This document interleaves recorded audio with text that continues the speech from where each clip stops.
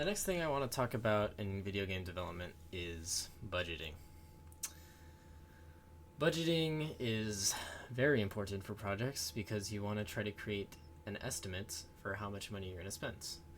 It's often very hard in game development to turn a profit because your game needs to be successful and you need to spend not you need to not go over your budget, essentially.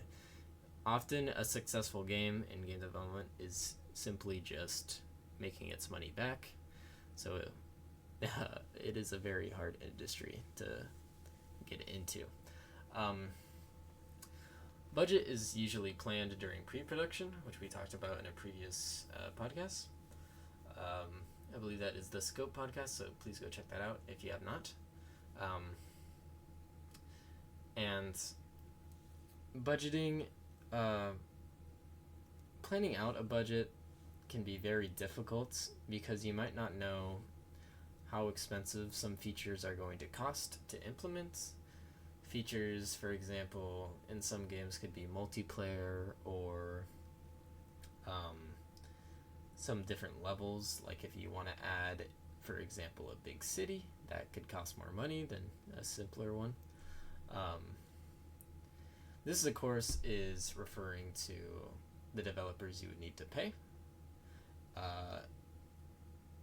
And in Roblox studio terms, it would be kind of the developers that are on your team and what you want them to make.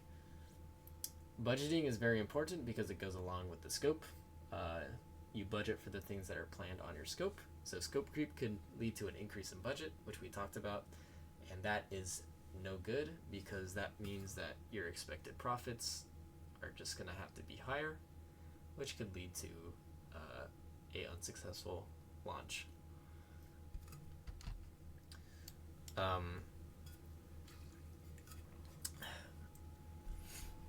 Now I'm just going to talk about kind of my experience with Pirates Revolution and budgeting.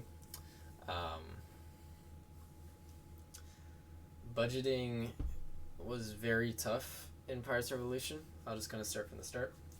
As you probably know, I started Pirates Revolution when I started game development. I had no Robux to my name, which was the main thing that devs were being paid in. I could not pay in USD ever. I would never pay just straight up cash. So I often looked in the early development, I would look out for potential free developers that would just want free work, which is an insane concept. I don't even know how I found people that would want to work for free in the first place, but those people are some of the nicest people I've encountered and worked with because they're honestly just there for the joy of it instead of trying to make some cash off it.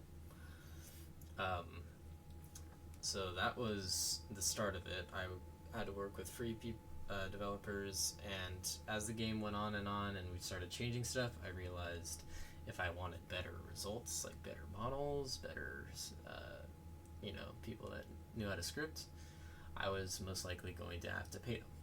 So that's when I started to kind of take on commissions to build some things for other games in order to fund my own game. And this was a really, really poor idea at the time because it's hard to fund a game. It's hard to work on a different game and fund a game that you're currently also owning. That was just bad overall. There's no way I would have been able to successfully fund the entire project and work on it while doing commissions for other game projects. And I think that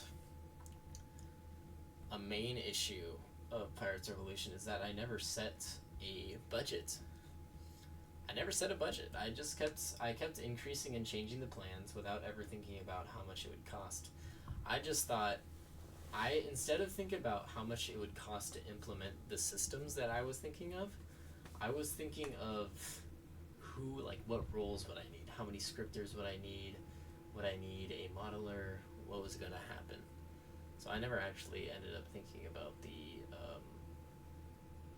the the budget, which kind of screwed me in the end because I never knew exactly how much I needed. There was a point later on in the development of Pride's Revolution where I had the opportunity to meet a high-ranking person in kind of the Roblox developer community, a guy that works for a big studio. He wanted to invest in the game. We just threw out some random numbers because I had no idea what I was doing. I just saw big money and I was like, sure. We threw out big numbers, and because I never properly planned a budget, scope, or production plan, that investment just went under. I was offered 1 million Robux essentially to put towards my game, and I barely used any of it. In a way, for some reason, I tried to conserve it. I think I thought of that Robux as mine, even though I didn't physically have it. It was just a bank that I could kind of lean into, like an account. And I was never leaning into that account, never giving feedback to the investor. So when I finally asked him to pay for something, after a couple months, he was done. He closed that account off. He paid the thing, which that was nice of him, and then he just closed the account off because he could obviously tell that the investment it would just be a waste. There was no production plan at all. That was just bad.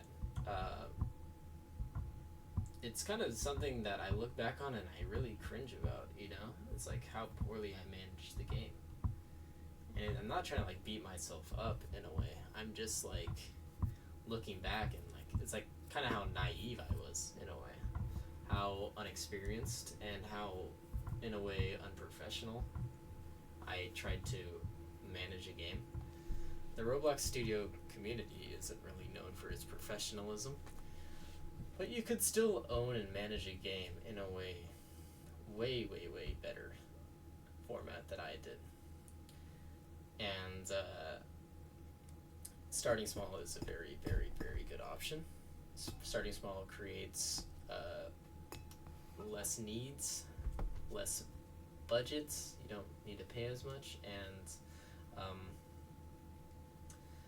so I think if in the example that I gave where I was working for other games to fund my own, I think it would have been best if I had done a bunch of commission work, built up a lot of funds, and then started the project, because it's hard to work on 2 projects at once. It really is, and especially when you're switching a lot. But yeah, that's just some of my experience. It's hard to talk about experience with budget when I never really had one, but I can just talk about what I should have done and the budgets that I would have had. And yeah, so don't mess up investors. I would say try to find someone that you can really trust in, which is hard, but just trust in the people. Try to get an investor, but make sure you're constantly keeping them informed, because in a way they are sort of like a publisher for your game, because they are funding your project. And they're not just there for free money, essentially, which I think a lot of people think. But yeah, thank you for listening, and I will have another video up shortly.